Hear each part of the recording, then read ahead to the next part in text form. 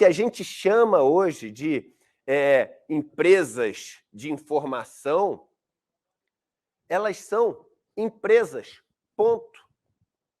A Globo é uma empresa, a CNN é uma empresa, a Globo é da família Marinho, uma das famílias mais ricas do Brasil, a CNN é do Rubem Menin, dono da MRV, um dos caras mais ricos do Brasil, a Folha é da família Frias, uma das famílias mais ricas também, o Estadão é da família Mesquita, uma das famílias mais ricas, a Record é do Bispo Macedo, uma das pessoas mais ricas do Brasil, o SBT, é da família Bravanel, uma das famílias mais ricas do Brasil. Então, veja que tudo isso que a gente vê como um espaço, uma plataforma para nos informar, na verdade, é antes e muito antes de qualquer coisa, uma plataforma para lucrar.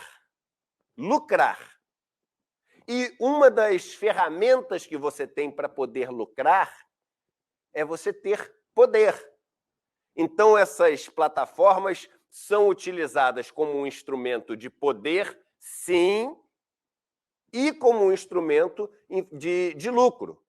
E de onde vem o lucro? Vem principalmente do que você torna público ali, da publicidade que você dá para as coisas. Sejam as propagandas que você está vendendo, e aí, como o seu objetivo principal é lucrar, eu falei essa frase, ficou meio solta ali atrás, mas eu disse que era a mais importante de todas. A gente volta para ela o tempo inteiro. Como o seu maior objetivo é lucrar, você, por exemplo, não pode informar nada que atrapalhe quem faz propaganda na sua emissora. Você não pode. Porque se você fizer isso, você atrapalha o seu lucro, que é o mais importante. Então, morreu. Segundo, essas empresas têm donos que têm interesses bilionários. Porque, por exemplo, são donos de fazendas enormes. São donos de terras improdutivas.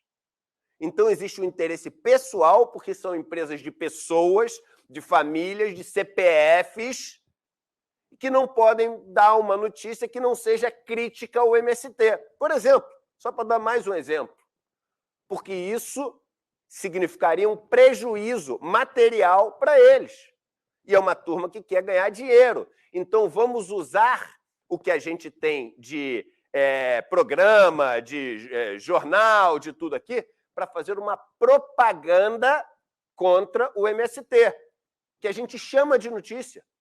E bota 6 pessoas diferentes que vão falar a mesma coisa contra o MST. Só que não é notícia.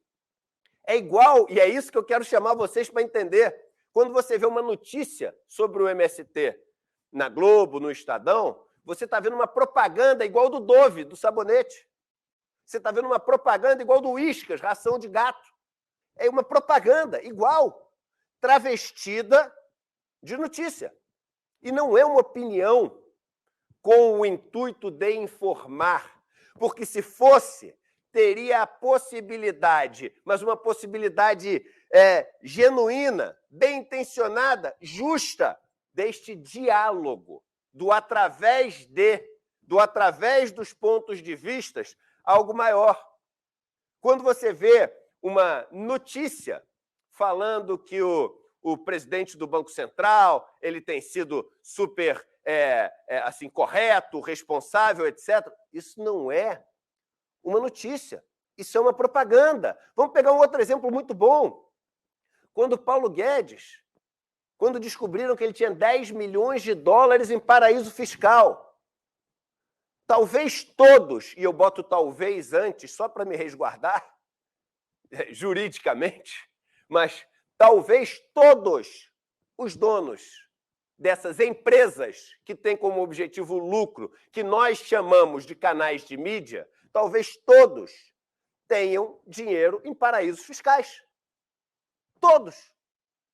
E aí você fala o seguinte, poxa, isso que eles estão falando, ou não falando no caso do Guedes, porque ninguém deu espaço para a história do Guedes. Ninguém deu espaço para a história do Guedes. É porque isso não é importante? Não, é porque isso gera prejuízo para os interesses pessoais dos CPFs que estão por trás destas empresas. Hoje em dia, com um país tão polarizado, você acertar o lado que ganha o poder vale fortunas. Sempre valeu muito dinheiro, mas hoje, como o negócio é time A contra time B, né? É fla-flu a história, você está no time que ganha, isso vale uma fortuna. Então, as empresas de mídia passaram a tratar política também como uma propaganda. Então, meu irmão, minha irmã, me perdoe, mas os jornais que você assiste na Globo, no SBT, na Band, os jornais que você lê no Estadão, na Folha, tem ali jornalistas ultra bem formados e intencionados. Eu não quero questionar o cara que está produzindo a notícia, eu estou falando dos escalões acima.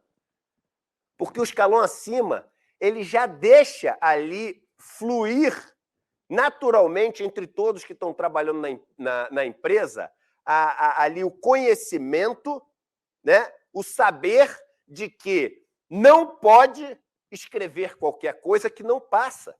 Não pode ter qualquer opinião que não passa. Não pode ser nada que vá contra os interesses da família que não passa. Então, os profissionais do jornalismo têm aquela falsa impressão de que tem a liberdade de falar do que quiser, desde que o que quiser também seja o que o dono da empresa quer. Aí pode ser o que quiser, mas não é o que quiser.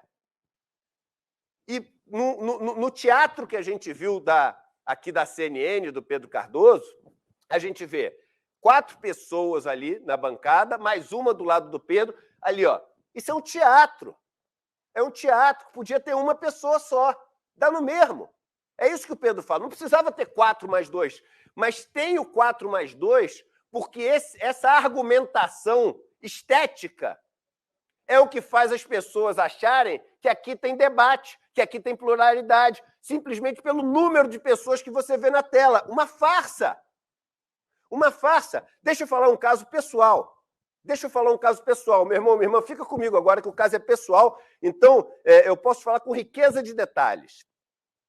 Eu fui sondado para fazer, nunca falei isso até agora, primeira vez que eu vou falar. Eu fui sondado para fazer parte do Conselho de Administração da Petrobras, que é diferente de ser indicado, que é diferente de ter o nome lá enviado, é diferente de tudo isso. Sondado. Quando eu fui sondado, isso gerou desespero nos setores que sabem as minhas posições em relação à Petrobras.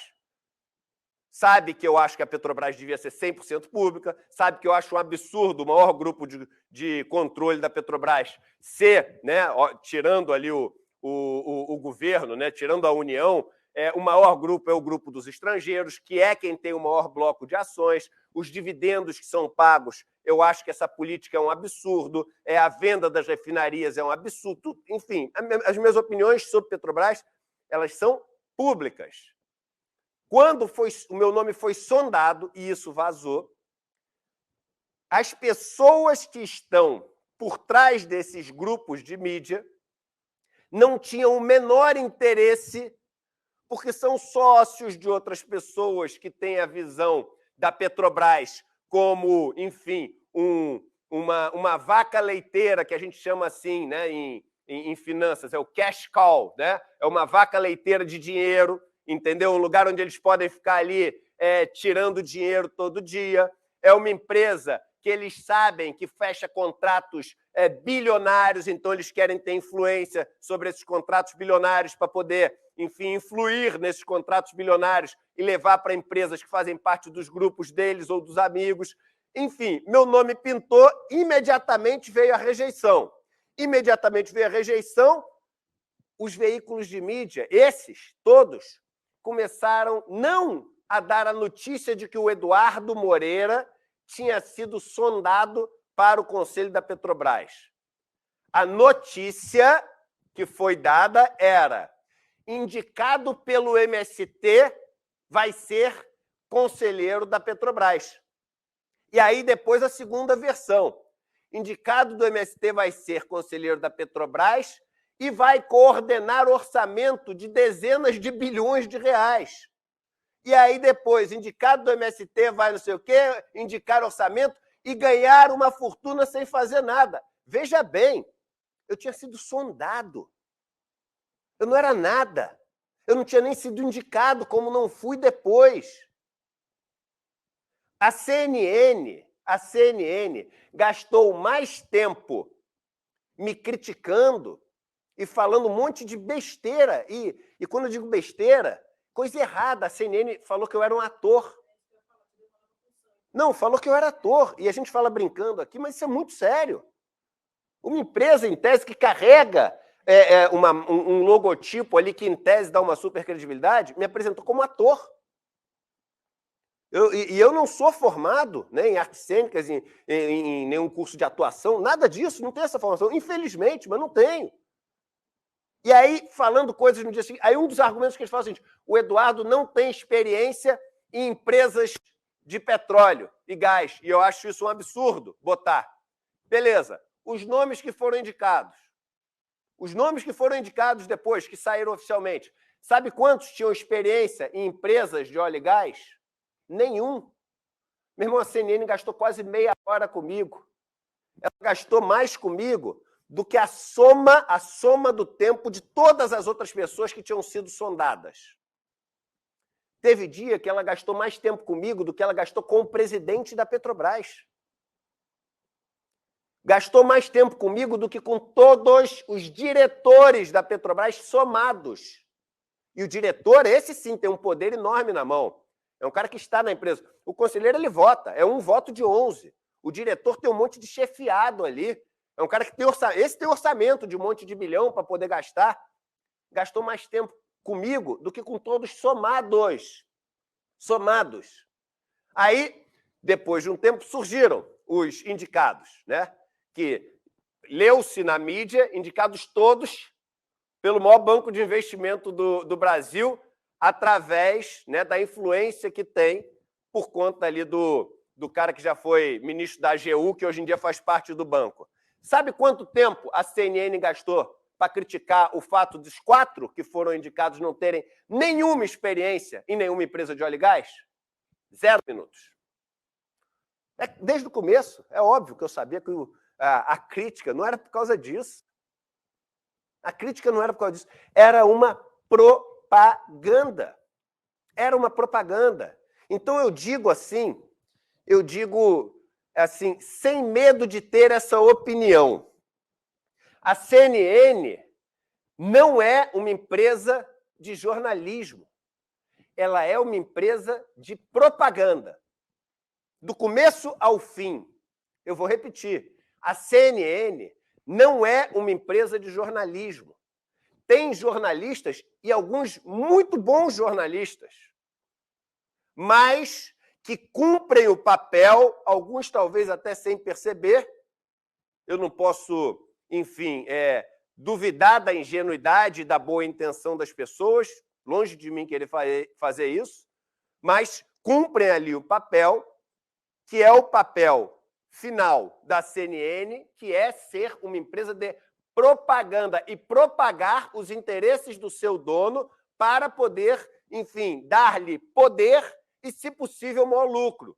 Não conseguiu ainda. Tomou um prejuízo cavalar do ano passado, mas deu muito poder para o dono. Então, um dos interesses ela conseguiu entregar. A Globo é uma empresa, do começo ao fim, de propaganda. A Folha, o Estadão, o SBT, são empresas de propaganda. E o que a gente aprendeu a ver como noticiário é, na verdade, um momento que é quase um daqueles 1406. Só que, em vez de facas guinso e meia vivarina, o cara está vendendo ali o Roberto Campos Neto e o Paulo Guedes. Paulo Guedes é a meias vivarina e o Roberto Campos Neto é a facas guinso. É a mesma coisa.